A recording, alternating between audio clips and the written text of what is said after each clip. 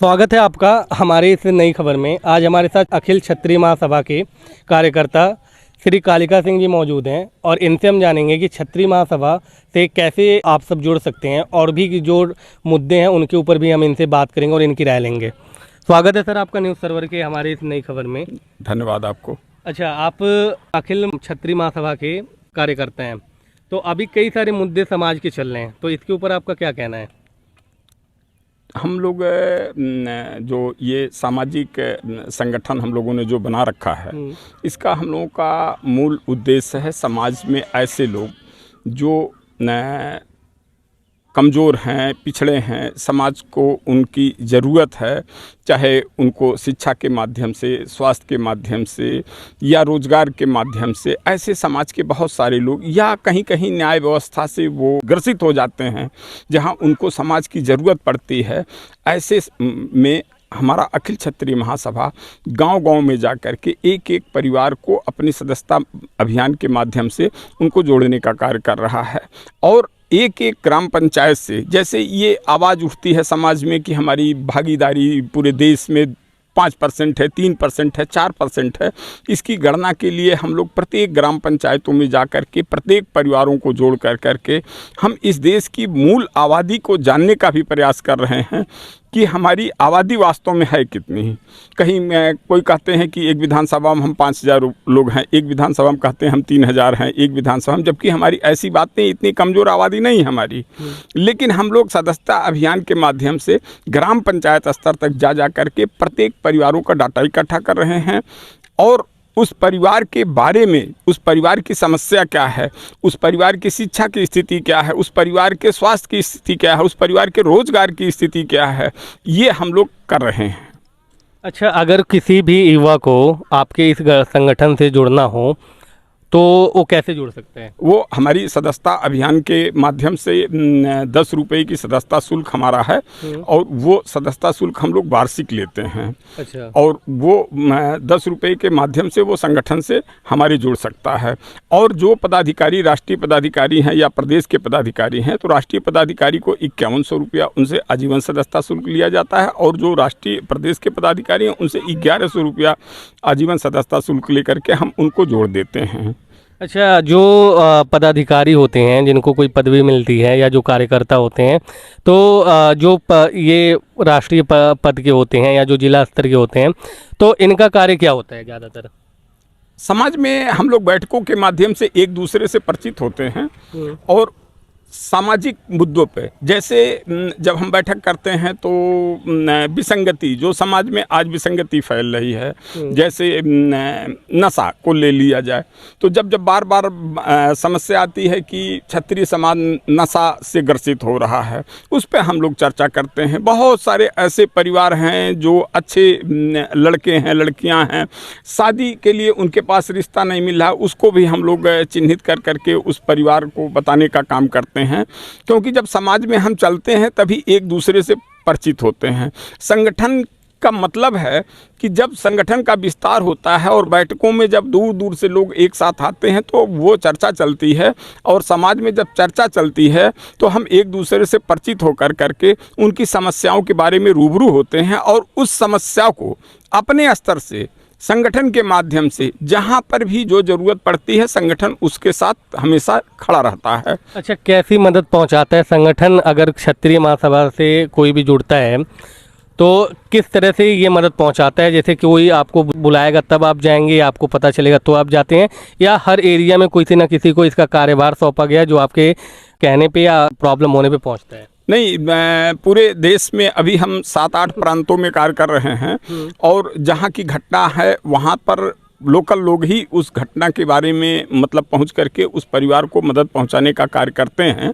लेकिन अगर उस लोकल बॉडी से कोई मदद नहीं मिल पाती है तो ऐसी स्थिति में राष्ट्रीय नेतृत्व तय करता है कि वहां जा करके लोगों को कैसे न्याय दिलाया जाए, उनके साथ कैसे खड़ा हुआ जाए, उनकी समस्याओं का निदान कैसे किया जाए, इस बारे में राष्ट्रीय नेतृत्व भी तय कर करके ज़रूरत पड़ने पर राष्ट्रीय नेतृत्व भी वहाँ पहुँच जाता है और उस व्यक्ति के साथ चलने का कार्य करता है। चूँकि क्षत्रिय समाज अपनी ही लड़ाई नहीं, समाज के उन सभी कमज़ोर गरीब लोगों की भी लड़ाई लड़ता है जो समाज से अपने मौलिक अधिकारों से वंचित हैं।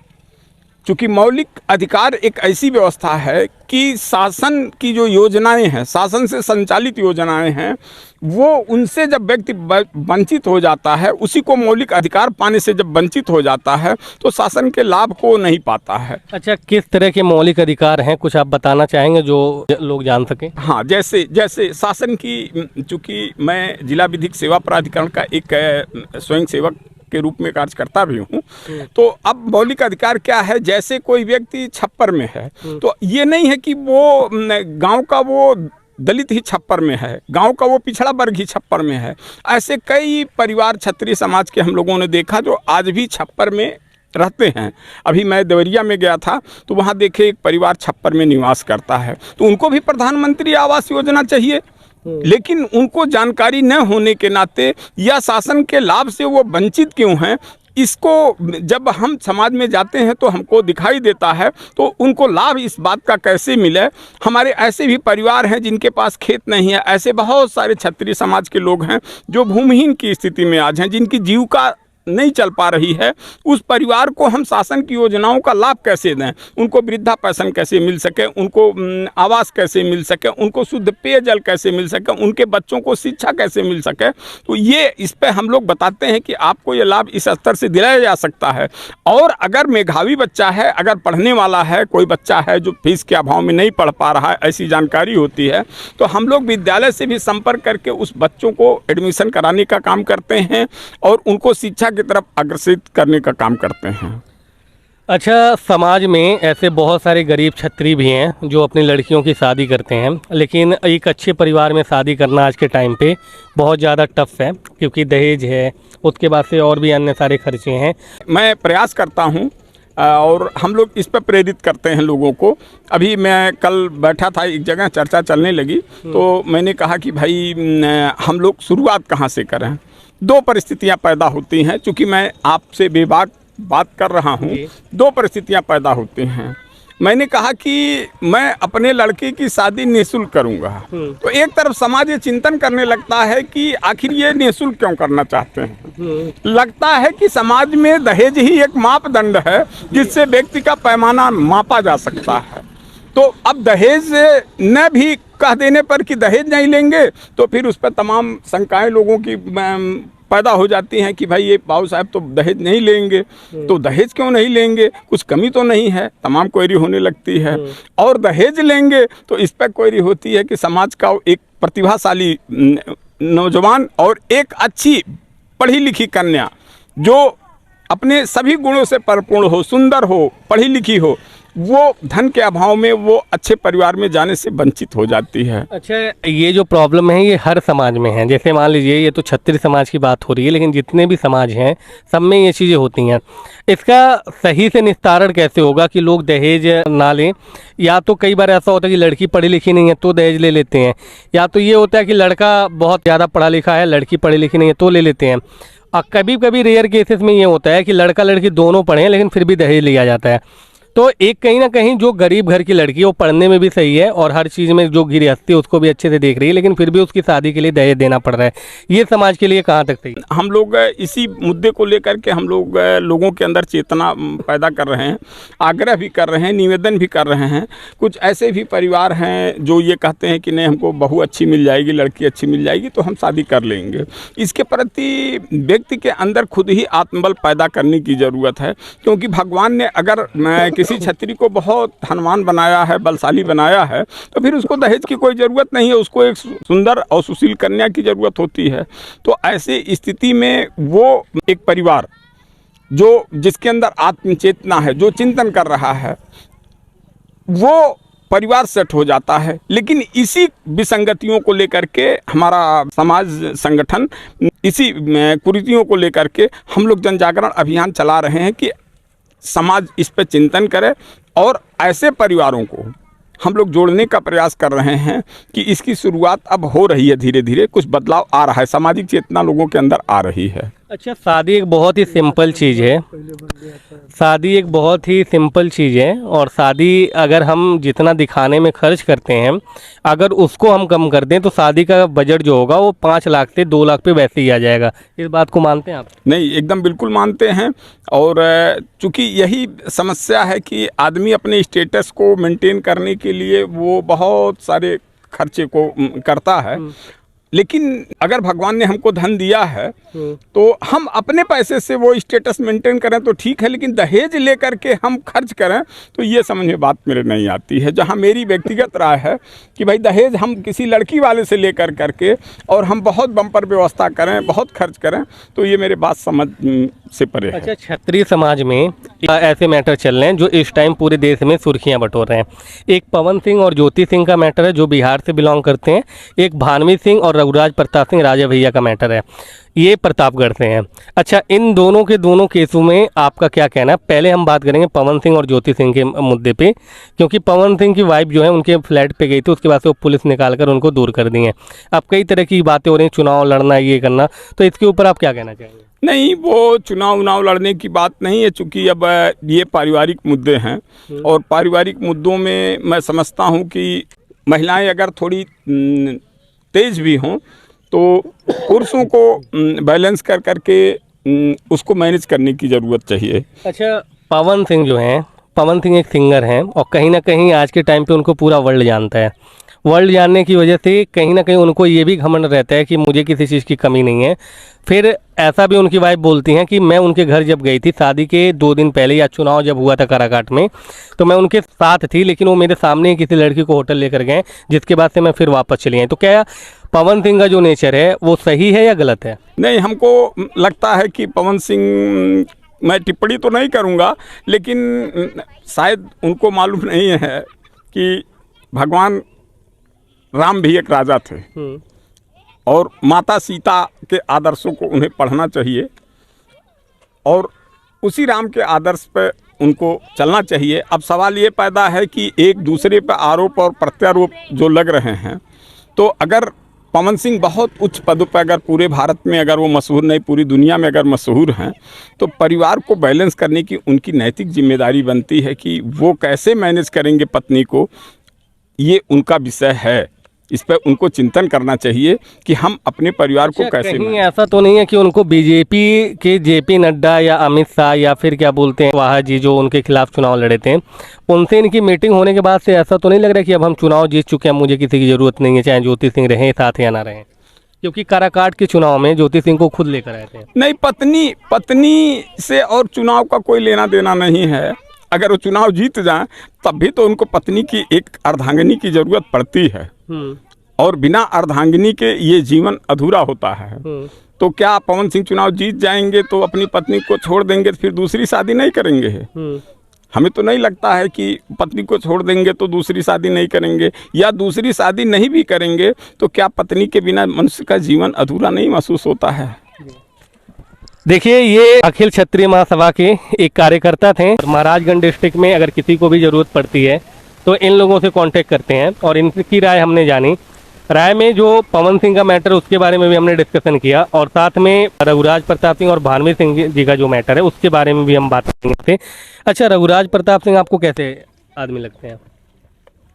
अब चूंकि बड़े आदमी हैं तो वो समाज के भाई जो राजा हैं, तो राजा को सभी लोग अपना अगुआ मान ही लेते हैं।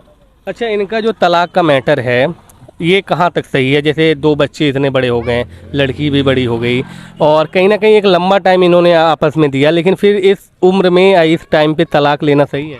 नहीं, यही तो बात मेरे समझ में नहीं आती है। जो समाज का अगुआ नेतृत्व करने की क्षमता रखता हो और वो अगर अपने परिवार से टूट जा रहा हो तो ये बड़ी विडंबना की विषय है। अपने परिवार को हम कैसे मैनेज करेंगे, ये बड़ा गंभीर विषय है। इसमें गलती किसकी है, वाइफ की या हस्बैंड की? नहीं, अब ये तो उनका परिवार, उनका मामला क्या है। ये जैसे कई बार ये बोला जाता है कि महिलाएं घर को बना सकती हैं और महिलाएं घर को बिगाड़ सकती हैं, तो क्या पुरुष को की भी जिम्मेदारी होती है घर को बनाने में? नहीं, बना सकती हैं, बिगाड़ सकती हैं, लेकिन जब महिलाएं बिगाड़ने पर मैं शुरुआत जब करती होंगी तो पुरुष को तो आभास हो जाता होगा कि महिला मेरे घर के बिगाड़ने का प्रयास कर रही है। और उस आभास के समय ही उनको अलर्ट हो जाना चाहिए कि ये हमारे लिए आने वाला दिन दुखदाई होगा। और उस स्थिति में अगर हम अपने आप को अलर्ट हो जाएं तो शायद हमारा परिवार बिखरने से वंचित हो जाएगा। क्या नाम है आपका?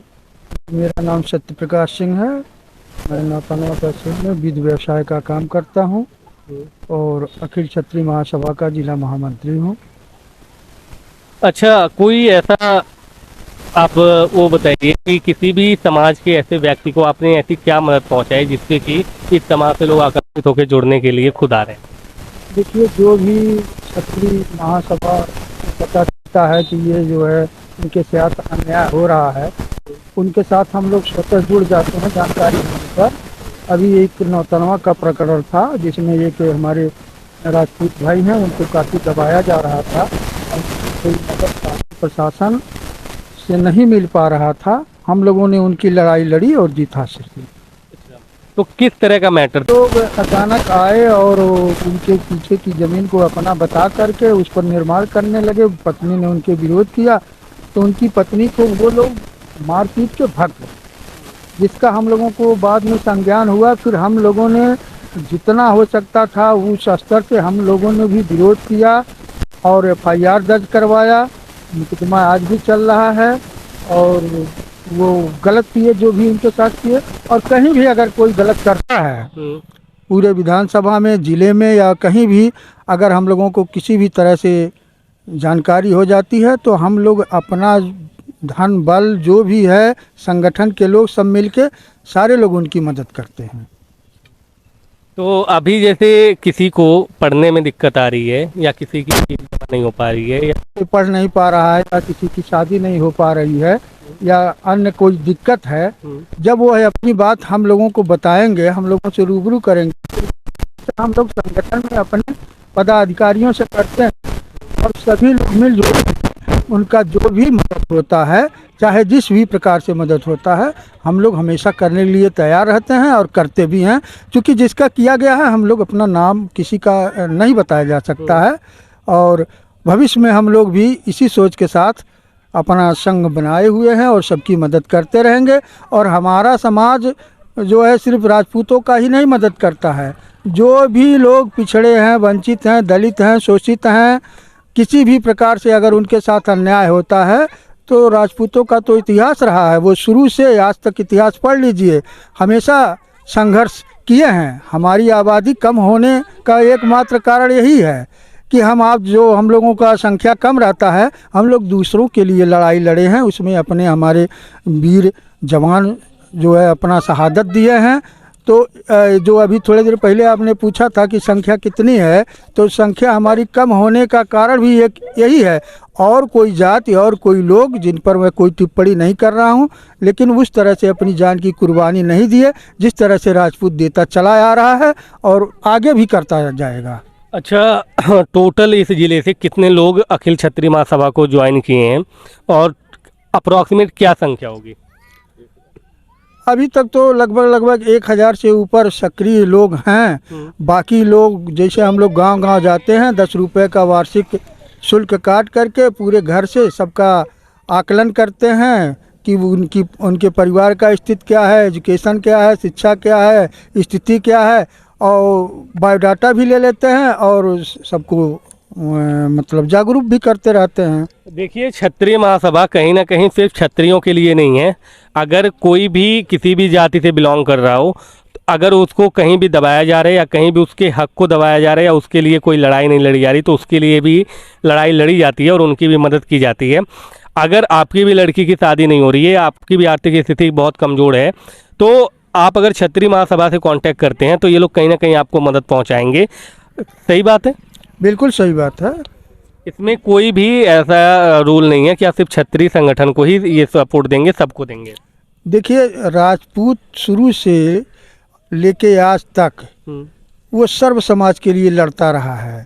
चाहे गरीबी के खिलाफ लड़ा हो, चाहे जिहादियों के खिलाफ लड़ा हो, चाहे देश के लिए लड़ा हो, हमेशा संघर्ष करता रहा है। और कोई भी अपनी बात अगर आके कहेगा कि हमको इस तरह से परेशानी है, शादी ब्याह हो, पढ़ाई लिखाई हो या अन्य कोई बात हो, तो उसका हम लोग अपने पदाधिकारियों से चर्चा करके और हर तरह से हर संभव उनका मदद करते हैं। अच्छा, अखिल क्षत्रिय महासभा कोई भी जुड़ सकता है किसी भी क्या बोलते हैं जाति का, या सिर्फ क्षत्रिय जाति का? ये नहीं, ये जैसे सिर्फ ये संगठन राजपूतों का है, इसमें सिर्फ राजपूत ही जुड़ सकते हैं और मदद हम हर जातियों की करते हैं।